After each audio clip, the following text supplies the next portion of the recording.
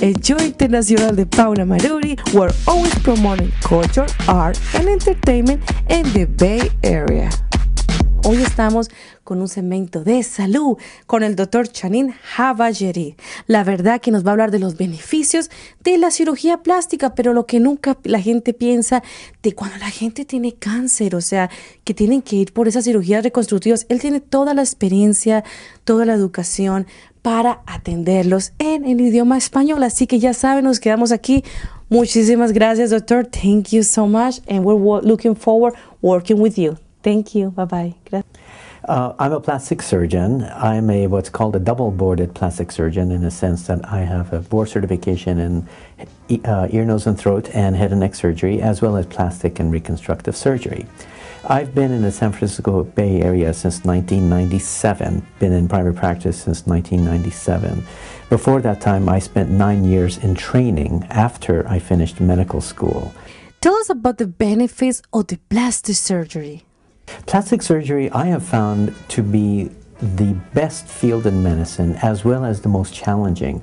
To be a plastic surgeon, one has to be an artist, one has to believe in science, has to be good technically, and has to be able to relate to patients very well. In other words, you have to be able to know and communicate with every patient of every type in this world. You have to be able to be a psychiatrist, you have to be able to be a scientist, you have to be able to be an artist, and of course you have to be a physician. And if only a good plastic surgeon can blend all of those and apply that to their field. Why do you want to reach Latinas? I've been working directly with Latino patients since the year 2000, and indirectly, of course, through my interactions for many years before that time. First of all, I find that Latino community is very in tune with their body. They understand their body very well, more than I would feel any other community that I've come across. They understand the importance of how much the body means. They understand, I think, more than any other community, how the importance of the body image with relation to their confidence, and because of that, I feel at least they can understand their body image very well. The other aspect is that I'm originally from Iran, and the community in Iran is very similar as far as their understanding of the community with the Latin community. So I relate very well, have related very well with the Latin community since the time I started back in the year 2000, my direct links with the Latin community. So I feel a certain closeness to the community, more so than other communities, although I feel that all people are the same. And also, it's very easy to talk to you and tell us about what kind of insurance do you receive and what are the requirements to get an appointment with you. I receive all kinds of insurance, and part of my practice is also non-insurance based too. Cosmetic procedures as well. It's very easy to get a hold of me. I have multiple locations throughout the Bay Area. I have an office in San Francisco. I also in the Pacific Heights area, and I also have a location in the Mission Street area. I have a location in Berkeley, and so I have pretty good access to the East Bay as well as San Francisco Bay Area. Plastic surgery is looking something like it's just for movie stars, but a lot of people, they don't know that, for instance, patients who suffer from cancer and they need to go for reconstructive. Could you tell us about that a little bit more? Oh, absolutely. I not only deal with cosmetic surgery, a good part of my practice has to do with cancer surgery and reconstructive surgery. I do all kinds of skin cancers, from melanomas to all kinds of other types of more common skin cancers, all throughout the body, whether it's their face, their arms, their body, and elsewhere. And as far as reconstruction due to breast cancer or reconstruction due to any part of the cancer, sometimes when you do when a person is unfortunate to have cancer, a major part of therapy for that is surgery. When you remove that cancer, you have an area that you have to fix, and that can involve many types of ways to reconstruct it. And that's where I come in. That's where my background comes in. I've had very good background, fortunately, and a very good training in that area, and I've been able to apply that to what I do. You know, we have the prevention and we have the treatment for cancer. What would you recommend to the Latino community, and as a protection to take care of the skin? Sure. To take care of the skin is extremely important, especially now with more and more sun exposure that we have, and more people coming from all over to an area like California where there's a lot of sun, and we don't know the effects of global warming that may have as well on us. But to take care of our skin as best as we can is we have to always put sunblock, and the highest sunblock that we can, every day.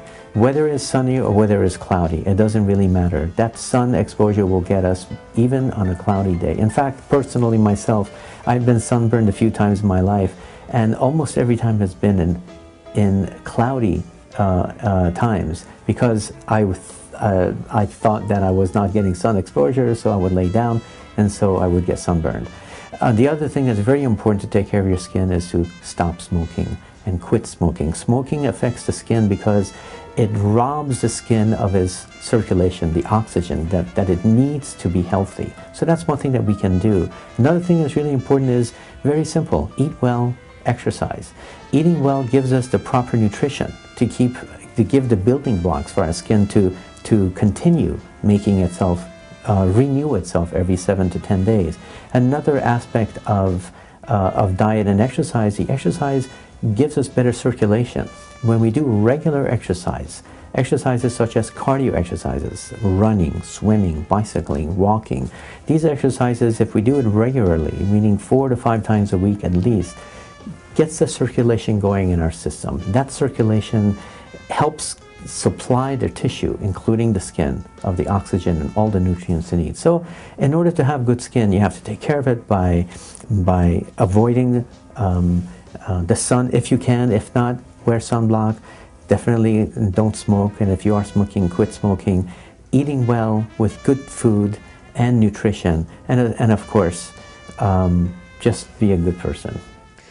What about with people who are suffering from skin cancer right now? What would you tell them? What did you do right now? Well, if you have anything that's suspicious, and if you're not sure, always see a doctor, especially somebody who specializes in this area.